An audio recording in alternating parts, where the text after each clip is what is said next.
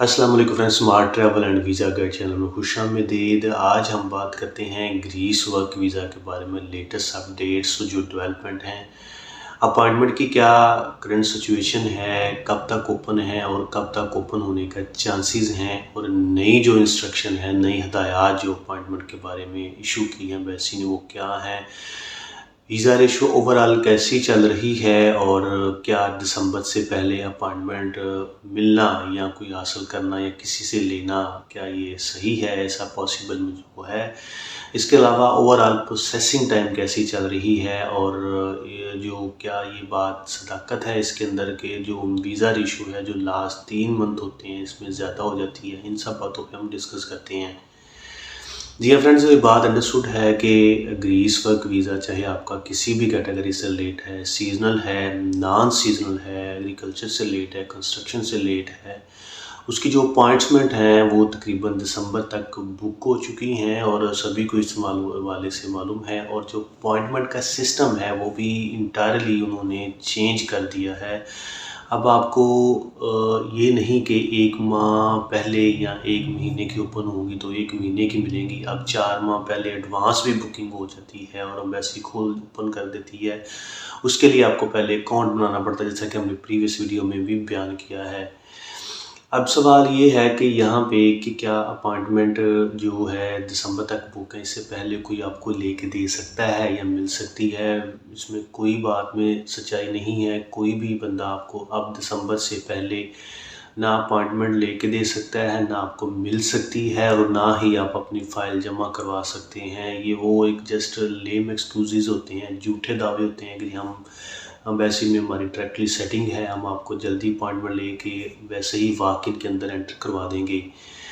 उनका सिस्टम बड़ा सिक्योर है, बड़ा महफूज है और लेटेस्ट सिस्टम है। आपने स्पेशल अकाउंट बनाना है, जैसे ही अपॉइंटमेंट ओपन होगी तो फिर ही आप अपना डाटा फीड करने के बाद अपॉइंटमेंट हासिल करेंगे। ना सिर्फ अपना नाम, अपने मालिक का, अपना वर्क परमिट का नंबर, अपना मोबाइल नंबर, ईमेल, सारा कुछ आपको एंटर करना पड़ेगा। तो फिर जब स्लॉट ओपन होगी तो फिर आपको अवेलेबल होगी।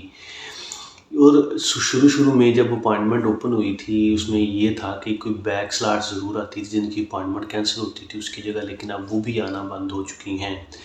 सबसे अहम और सबसे ज़रूरी जो ऐलान है अपॉइंटमेंट के वाले से अभी एम्बेसी का, कि उन्होंने कहा है कि अगर आपने डबल अपॉइंटमेंट बुक की है, मतलब एक बंदा है उसने 2 से 3 बंदों को अपना पासपोर्ट, अपना वर्क परमिट, अपना डाटा दिया है कि कोई कोई ना कोई तो अपॉइंटमेंट बुक करेगा, तो उसकी बेस पे ये है कि उसका अपॉइंटमेंट सिस्टम कैंसिल हो जाएगी। डबल अपॉइंटमेंट बुकिंग से उनकी अपॉइंटमेंट कैंसिल हो जाएगी। ये ऑफिशियल वेबसाइट पे बाकायदा स्क्रीन पे भी शो हो रहा, लिखा हुआ है।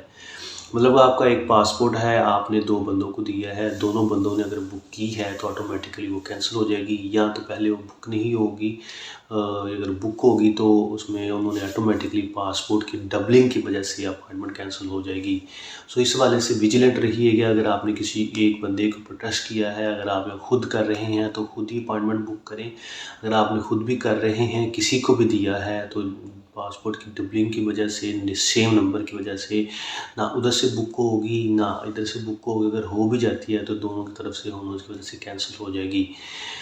इसके बाद हम अहम बात और करते हैं कि वीज़ा रेशो कैसी चल रही है। ये बात अंडरस्टूड है कि वीज़ा रेशो के अंदर बेहतरी है, अच्छी है, और हम जो फैक्ट्स एंड फिगर या डेटा एनालिसिस के बेस पे अपनी बात करें, हमारे इस वीक में काफ़ी ज़्यादा वीज़ाज़ अप्रूव हुए हैं। कोई हमारी किसी किस्म की सेटिंग नहीं होती, ना कोई अंदर ऐसा सिस्टम होता है, ये बात अंडरस्टूड है। वैसे अपनी मर्ज़ी से, अपनी वैल्यूएशन से वीज़ा प्रोवाइड करती है, और उसकी बेस पे कि आप इंटरव्यू के अंदर उनको किस तरह टैकल करते हैं, किस तरह जवाब देते हैं और क्या आपका रिस्पॉन्स होता है। इसके अलावा ये भी बात अंडरस्टूड है, ये हम एक्सपीरियंस बेस पे हमारी पर्सनल राय है कि लास्ट जो मंथ होते हैं अक्टूबर, नवंबर, दिसंबर, और इसके अलावा जनवरी, फरवरी, इस 4 से 5 महीनों में उनकी जो वीज़ा रेशो के अंदर बहुत बेहतरी और इम्प्रूवमेंट आती है। उसकी वजूहात मुख्तलिफ हैं कि उसमें शायद उनका पीक सीज़न होता है, एग्रीकल्चर का वो सीज़न होता है, पीक होता है, उसमें वर्कर की काफ़ी ज़रूरत होती है, और उसके अलावा जो जितनी भी हार्वेस्टिंग होती है मुख्तलिफ फसलों की, मुख्तलिफ क्रॉप्स की, वो भी बहुत ज़्यादा पीक पे होती है। उस वक़्त लेबर की शार्टेज की वजह से एम्बेसी को जो एक होता है, एक टर्नओवर होता है, उस बेस पे वीज़ा ज़्यादा अप्रूव होते हैं। ये नहीं सारा साल वीज़ा अप्रूव होते हैं या रिजेक्ट होते हैं, मीन के उसमें कंपैरेटिवली अगर देखा जाए बाकी महीनों की निस्बत उस महीनों में ज़्यादा वो वीज़ा इशू में होती है। जैसे कि हम 1 वीक के अंदर 4 से 5 वीज़ाज़ अप्रूव हुए हैं, आपको स्क्रीन पे भी शो हो रहा है और हमने बाकी इससे पहले भी स्टेटस लगाया हुआ था। इसके बाद हम अगर ओवरऑल प्रोसेस की बात करें, डेफ़िनेटली जब आपको अपॉइंटमेंट मिल जाती है, अपॉइंटमेंट के बाद आप मेडिकल करवाते हैं, तो उसमें ये है कि अपॉइंटमेंट के लिए आपको लेटर की ज़रूरत नहीं होती। आप सिंपल जो मोबाइल पे आपको आया है उनकी ऑफ़िशियल वेबसाइट, उसका स्क्रीनशॉट भी काम दे देता है। लेकिन जो आपने अकाउंट बनाया है या किसी ने बनाया है, उसका पासवर्ड ईमेल आपको ज़रूर हो। वैसे ही गेट पे आपसे चेक भी कर सकते हैं जी, ओपन करें और ओपन करने के बाद हमें दिखाएं आपका डाटा मौजूद है या नहीं है, फिर आपको एंटर होने देते हैं। और उसके अलावा लिस्ट भी लगी होती है गेट पे, आप इजीली नाम पढ़ के अंदर जा सकते हैं और आपको एंटरटेन किया जाएगा। प्रोसेसिंग टाइम इसका वही है, तकरीबन 1 से 2 वीक के अंदर अंदर वीज़ा प्रोसेस हो रहे हैं और इसी वीक के दौरान आपको पासपोर्ट की वापसी भी हो रही है। अब ज़्यादातर लोगों को चक्कर नहीं लगवाते, हाँ जिन लोगों का डाटा शो नहीं होता तो उस वजह से उनको चक्कर लगाना पड़ता है। सो ये एक ओवरऑल ग्रीस वर्क वीज़ा के बारे में अपडेट है। हाँ, इसमें एक और अहम बात ये है ख़ास कि अगर आप किसी किस्म की अपॉइंटमेंट बुक कर रहे हैं, आपने डबल अपॉइंटमेंट नहीं देनी। उसको भी डाटा दिया, उसको भी दिया है। अगर एक बुक होगी या ना होगी तो आपको किसी भी किस्म में दोनों सूरत में अपॉइंटमेंट नहीं मिलेगी। Thank you so much.